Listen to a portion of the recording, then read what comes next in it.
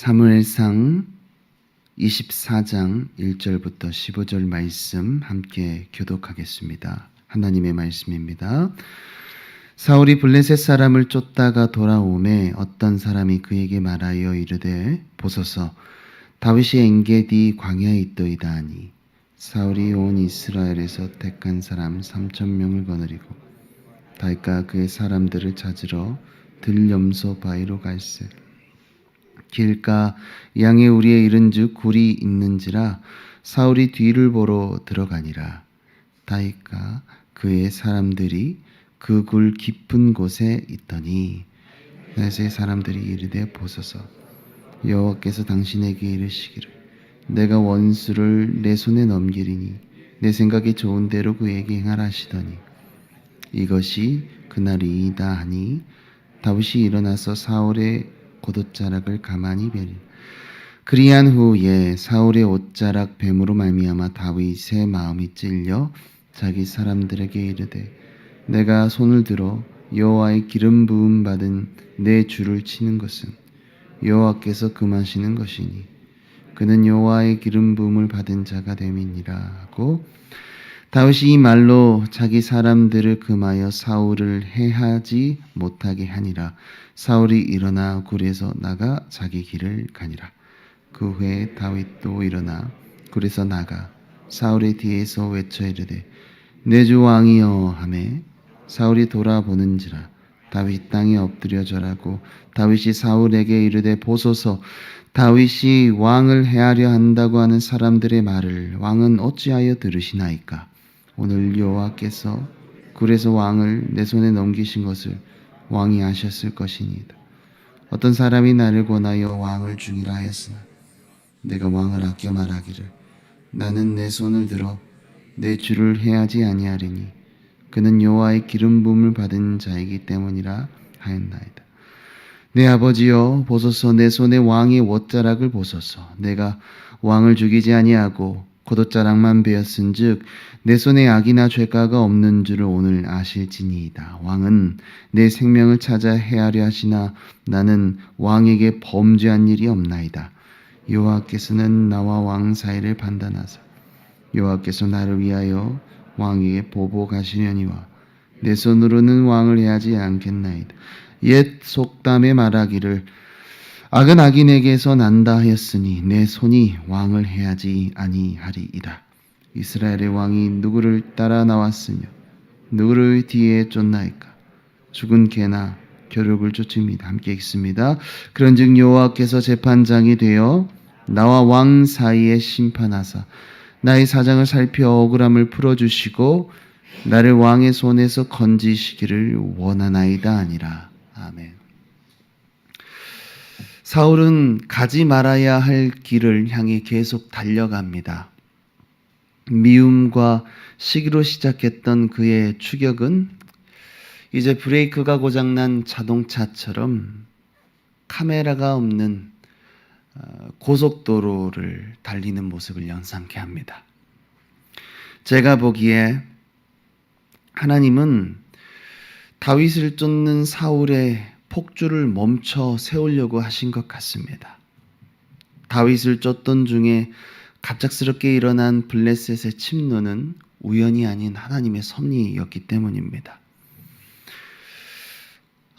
다윗을 쫓는 것은 하나님의 뜻이 아닌데 나의 미련한 고집 때문에 지금 이런 일이 일어나는 것 아닌가 하면서 사울은 잠시 생각해 봐야 했지만 그러기엔 너무 멀리 왔다고 느꼈나 봅니다. 되돌리기에 너무 많이 지나온 것 같은 죄악의 선택이 지금 이 사울의 완고함을 더욱더 강하게 만들었습니다. 사울의 완고함은 2절을 통해 알 수 있습니다. 이번엔 택한 사람 3,000명을 거느리고 다윗을 추격합니다. 택한 사람이란 유능한 정예 부대입니다. 통치 초기에는 사울의 일반 병사가 3,000명이었다면 지금은 그의 특수부대 규모가 3,000명이 될 정도로 그 나라가, 그 체계가 강성해진 것을 볼 수 있습니다. 자신이 다스리는 나라가 이만큼 강성해졌지만 그럴수록 사울은 더욱 불안했고, 그래서 더욱 그 강성해진 나라가 혹시나 누구에게 빼앗길까봐 더욱 완고해져 갔습니다. 여러분, 이 땅을 살아가는 성도가 예수님을 닮은 성화의 과정을 이루어가는데 끝이 없듯이 죄인이 완악해지는 데에도 한계가 없습니다. 지옥이 수많은 영혼들을 삼켜도 족함 없듯이 완악한 사람의 완고함에도 끝이 없고 고집을 부릴수록 마귀를 향하여 나아갑니다. 완고해진 사울의 모습을 보십시오. 그는 더 이상 기도하지 않습니다. 그를 움직이게 하는 건 사람의 음성이고 그의 지금 삶의 목적은 그저 다윗을 찾아 죽이는 것입니다. 우리도 마찬가지입니다. 누구나 완악해질 수 있습니다. 사울보다 더 완고해질 수 있는 죄악된 본성이 예수 믿는 우리에게도 여전히 남아 있습니다. 그날을 위하여, 혹 일어날 그때를 위하여 오늘 저와 여러분은 하나님께 간절한 기도의 지경을 넓혀야 되고 기도의 깊이를 쌓아야 합니다. 아버지, 부드러운 마음으로 내 평생의 주를 섬기게 하옵소서. 혹시 하나님, 제가 둔해져서, 제가 교만해져서 더 이상 기도하지 못할 때가 있을지라도 오늘 지금 저의 기도를 기억해 주셔서 제가 완악할 때 저의 발걸음을 인도하여 주옵소서. 이런 기도를 지금부터 쌓아야 하는 것입니다. 다윗은 사울을 피해서 엔게디 요새에 머물렀습니다. 엔게디는 염소의 샘이라는 뜻인데 들염소들이 많이 모여 사는 절벽 또는 벼랑이 있는 곳입니다. 엔게디에는 양의 우리들이 여기저기 있었고요.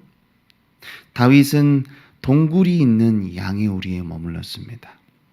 그런데 사울이 용변을 보기 위해 하필 여기저기 있는 우리 중에도 다윗이 숨어 있는 그 동굴에 혼자서 들어오는 것 아닙니까? 다른 동굴도 있는데. 자신을 죽이려는 사울이 눈앞에 무방비 상태로 나타나니까 그때 다윗에 함께 있던 사람들이 말합니다. 4절인데 보소서, 여호와께서 당신에게 이르시기를 내가 원수를 내 손에 넘기리니 내 생각에 좋은 대로 그에게 행하라 하시더니 이것이 그날이니이다. 부하들은 하나님의 뜻이라고 하면서 이 절호의 기회를 잡으소서 다윗에게 권면합니다. 이제 사울은 다윗의 수중에 있습니다. 칼을 빼어서 그를 베기만 하면 될 텐데. 지금 당장 사울을 죽이면 더 이상 쫓겨다니지 않아도 되고 또 그가 지금 겪고 있는 모든 상황적인 어려움을 즉각적으로 해결할 수도 있을 것입니다. 하지만 다윗은 어떻게 합니까? 사울의 겉옷 자락만 가만히 봅니다. 우리 4절을 같이 읽어보겠습니다. 다윗의 사람들이 보소서, 이르되 보소서, 여호와께서 당신에게 이르시기를 내가 원수를 내 손에 넘기리니 내 생각에 좋은 대로 그에게 행하라 하시더니 이것이 그러한 일이니이다 하니 다윗이 일어나서 사울의 겉옷자락을. 다윗과 사울의 차이점입니다. 무엇입니까? 하나님의 음성이 아닌데 사울은 그것이 하나님의 뜻인 양 자기 중심적으로 행하는 거고, 다윗은 하나님의 음성입니다라고 유혹 같은 사람들의 말을 들었지만 이게 진짜 하나님의 음성인가라고 고민했다는 거죠. 다윗은 하나님의 음성을 평소에 늘 듣기를 원하는 마음의 방향이 있었기 때문에 이런 일이 가능했습니다. 이 순간에도 그는 하나님의 뜻과 지혜를 구했고 또 그의 마음속에 떠오른 행동은 사울의 겉옷자락을 베어서 사울의 행동이 하나님 앞에서 잘못되었다는 것을 알려주도록 증표로 삼는 것이었습니다. 다윗이 사울의 옷자락만 베었을 때 다윗의 마음은요, 두들겨 맞는 것 같은 고통을 느꼈습니다. 그 이유는 사울이 여호와의 기름 부음을 받은 여호와의 종이었기 때문이었습니다. 6절 말씀입니다. 함께 읽습니다. 자기 사람들에게 이르되 내가 손을 들어 여호와의 기름 부음을 받은 내 주를 치는 것은 여호와께서 금하시는 것이니 그는 여호와의 기름 부음을 받은 자가 됨이니라 하고.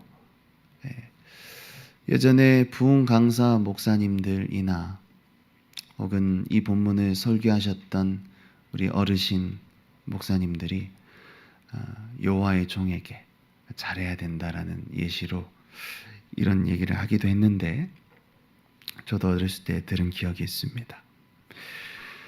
사랑하는 여러분, 우리는 관계 때문에 겪는 고통을 너무나 잘 압니다. 너무나 고통스러운 나머지 그 고통을 끝내버리려고 나만의 방식대로 관계를 정리하거나 일방적으로 단절하는 방법을 택하는 경우가 많습니다.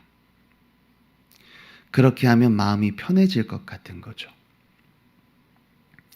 하지만 성경은 그렇게 말하지 않습니다. 성경은 성도가 겪는 관계의 문제와 고통을 하나님께서 다 보고 계시고 또 그 고통 중에 함께 하고 계신다고 말씀합니다. 과거에 그런 경험이 없으십니까? 이렇게 관계를 정리하면 나에게 더 나을 것 같아서 선택했던 것들이 이제 와서 되돌아보니까 나의 어리석음과 후회로 남기만 하는 것입니다. 성도 여러분, 우리가 가진 선악의 기준이 그렇게 완벽하지 않습니다. 원수 같았던 그 사람, 시간이 지나고 보니까 이제는 잘 지내고 정말 내 편인 것 같고 나를 위한 것 같은 사람, 뚜껑을 열어보니까 뒤에서 내 욕하고 다니고 나를 비방하는 그런 사람이었다는 사실을 알게 되는 순간도 너무나 많습니다. 결국 하나님의 뜻대로 선택하고 순종하고 따르는 것만이 우리 인생에 후회가 없고 그때는 정말 고통스러워도 하나님의 뜻대로 선택했던 것만이 지나보면 형통이었습니다. 여러분 믿으십니까?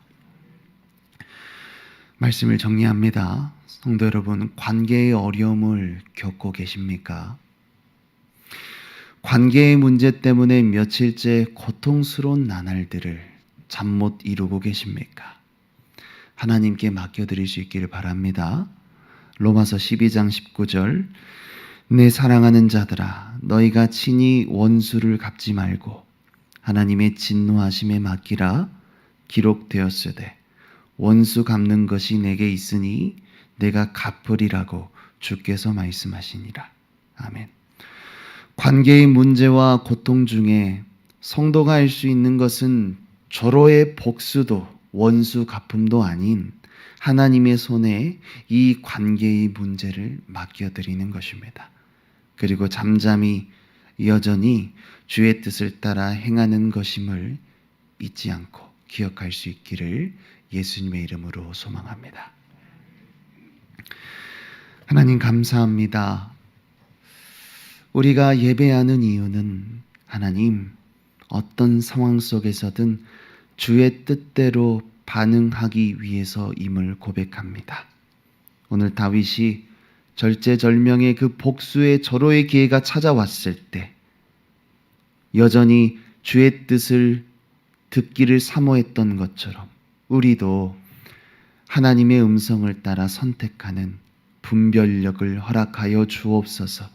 모든 사람들이 하나님의 뜻입니다 말할 때라도 먼저 무릎을 꿇고 하나님, 이게 정말 하나님의 뜻입니까? 묻는 겸손한 마음도 주시고, 혹 우리가 교만해져서 완악한 길을 갈지라도 우리의 발걸음을 주님 주장하여 주옵소서.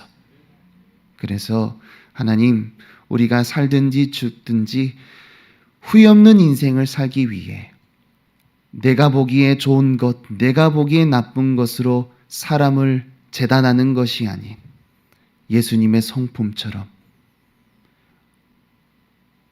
모든 이에게 은혜를 베풀고 하나님께 원수를 맡겨드리는 우리 인생 되게 하여 주옵소서. 하나님, 이 시간 관계의 어려움을 겪는 성도분이 있습니까?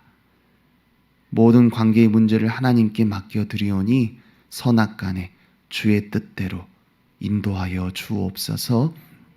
감사드리며 예수님의 이름으로 기도합니다. 아멘. 하늘에 계신 우리 아버지여, 이름이 거룩히 여김을 받으시오며 나라의 임하오시며 뜻이 하늘에서 이루어진 것 같이 땅에서도 이루어지이다.